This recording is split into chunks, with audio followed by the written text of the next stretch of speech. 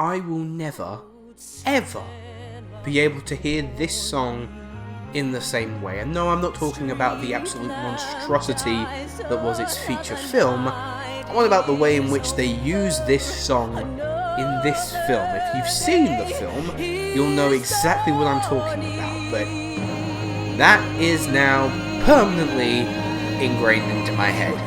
Touch me, it's so easy to leave me all alone with the memory of my days in the sun. Hi.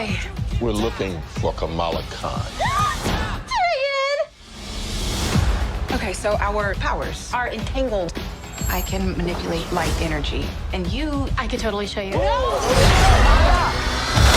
Not again! Hi. Where's our daughter? Wherever you were.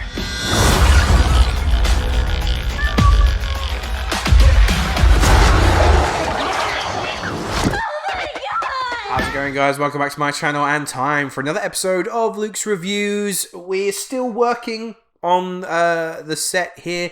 We're getting there, got new lighting, so that's one thing. But for this video, Marvel season is continuing and it's in full swing as Marvel are presenting the most marvelous movie title yet. It's The Marvels. Carol Danvers is out in the deep reaches of space, investigating mysterious remnants of what appears to be a rogue Kree battalion preparing for something dangerous.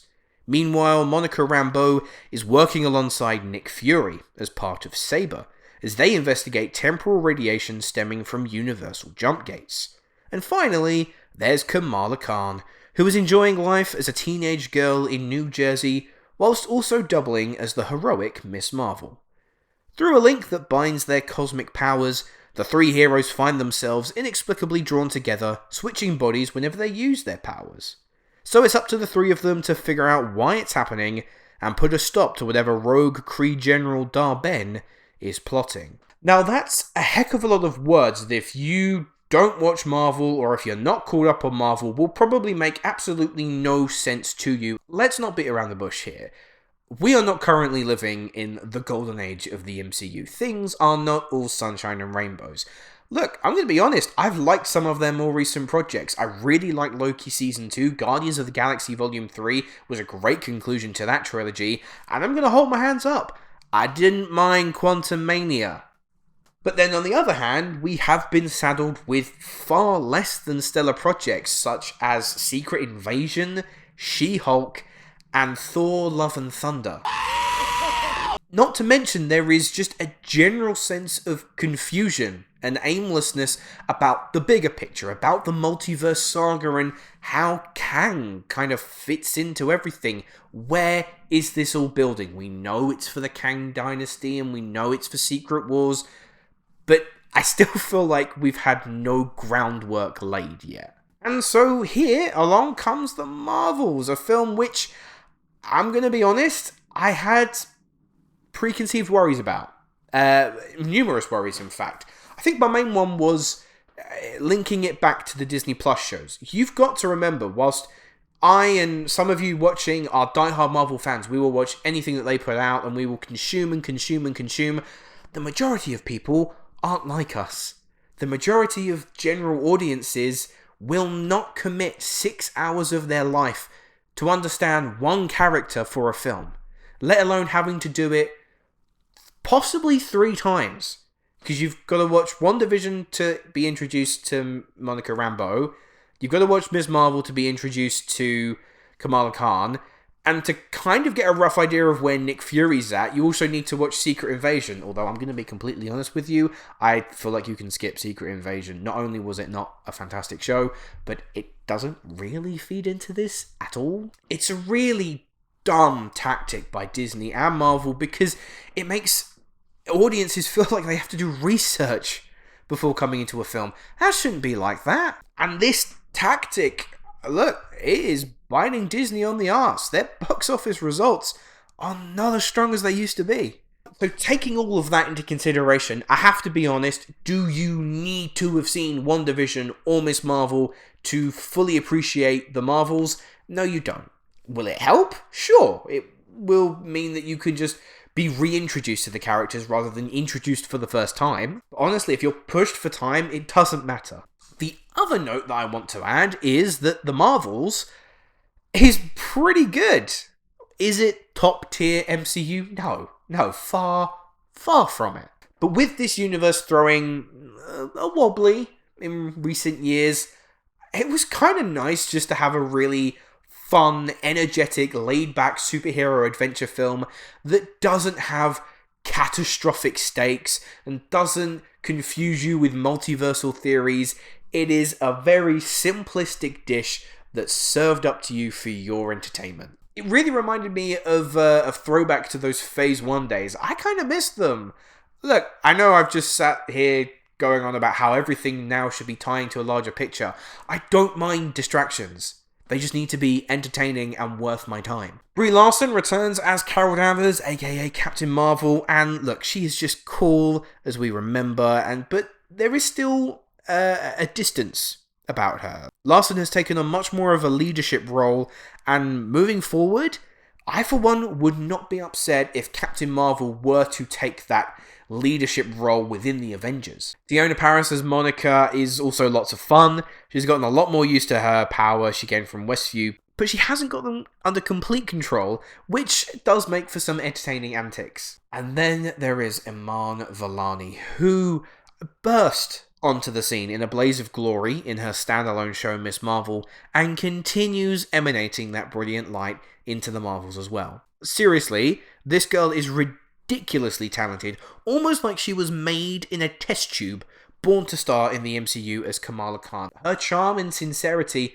make her easily the best part of this film. Coming in a close second, though, is the bond that cultivates between our three superheroes. Quickly forming a sister-like camaraderie, the scenes shared together, whether it be toying with their body-switching skills or sharing in their past experiences, form such an endearing heart and soul into this movie that I very much doubt that the Marvels is going to be an entry into the MCU that I am ever going to have an issue going back to. What I will say about our characters, though, is don't necessarily expect any gigantic character developments or arcs. Largely, these three don't change or evolve in any way throughout this film. They very much end the film near enough as they started. The story is very much adventure-driven, which isn't so much of an issue because it does mean that it's entertaining at least, but you've got to understand that in terms of themes and character arcs, we are treading in very, very shallow water here. But luckily, thanks to some ace directing from Nia DaCosta, that entertainment level is still peaked. The Marvels is one of the most light-hearted, fun entries into the superhero genre I've had in some time. It pokes fun at the strangeness of space cultures. There is one gag that I think just took it a little too far for my liking. It got overly silly. And then there's one which sounds moronic on paper, but the way in which it's executed, honestly, it ranks as the top 10 funniest moments in all of the MCU. I was howling with laughter. Now, like I said about the story, it's fairly plain and simple. You've got a bad guy that wants to do a bad thing, and the good guys have to come in and stop them. The end. And unfortunately for the Marvels, it really comes a cropper in the villain department. Look, it's not a secret. We all know that Marvel suffer with a villain problem. They underdeliver, even with characters who are well known in the comic universe, and in the case of Zawe Ashton as Dar-Ben, this might be their worst yet. It's not that the villain is underwhelming, it's not that the villain is misused, it's just that Dar-Ben is so poorly written, you feel nothing about them. And I hate to say it, she's given in great performances before, but Zawe Ashton here, she's less commanding and more like Eddie Redmayne from Jupiter Ascending. And that's never a good comparison. Also, feeding into a point where I mentioned about Secret Invasion, Samuel L. Jackson is back as Nick Fury, and this is such a drastically different version of Nick Fury than we saw in Secret Invasion. If you were a fan of Secret Invasion and you were hoping for some kind of through line, you're going to be very disappointed. I'm not that disappointed, purely because I much prefer this incarnation of Nick Fury than we got, compared to the one that we saw in Secret Invasion. But if you're purely going for continuity, Marvel massively dropped the ball here. The visual effects is strong, which hasn't always been the case for some Marvel projects, and I thought that Lauren Cartman delivered a pretty good jovial superhero score. You've got those anthems, and you've got that uplifting sense of magic and wonder. I thought it was very well done. Plus, if you were a fan of Goose in Captain Marvel, then you are going to be very happy with the Goose action in the Marvels. DaCosta also does a great job helming the action. It's very creative, very imaginative, as she incorporates the body switching gimmick into the fight choreography. We get superheroes that use their superpowers and use their superpowers together. I thought it was really neat. And additionally, it helped keep the pace fairly breezy. The Marvels is actually one of the shortest MCU movies. I think it might actually be the shortest, clocking in at 1 hour 45 minutes. And that is quite refreshing. There is only one post-credit scene in this film. There is an ending that I feel like could have served as perhaps a mid-credit scene. It sets up something pretty cool, pretty interesting. But as for the post or mid-credit scene itself, I have to hold my hands up and I have to eat some humble pie here. Firstly, I was spoiled on what this credit scene was going in. I knew what was going to happen before coming into the film, which is a shame, I know, but it wasn't anything I could do. It came up on Twitter, or X. But I'm going to be completely honest, I was underwhelmed when I heard what it was. I thought that it was just going to end up tying itself into knots. I felt like it was just going to be messy fan service. I was not keen on it whatsoever. And then I saw the scene play out in context, and I nerded out, guys. I nerded the out. Look, it still could be incredibly messy, and it still could massively underdeliver, but I am not going to lie that if they manage to pull this off, and if it manages to be as good as it could be, holy shit! For those wanting to have the multiverse saga finally come together, then you won't find that with the Marvels. What you will find, however, is a seriously entertaining comic book movie anchored by 3 excellent leads, all sharing amazing chemistry, embarking on a fun, wacky adventure together. Sure, it is far from the most cohesive script we've seen from Marvel, and Dar-Ben will undoubtedly be at the bottom of most MCU fans' villain tier list. But for those 105 minutes, I was locked in, smiling, and having a great time. What could be wrong with that?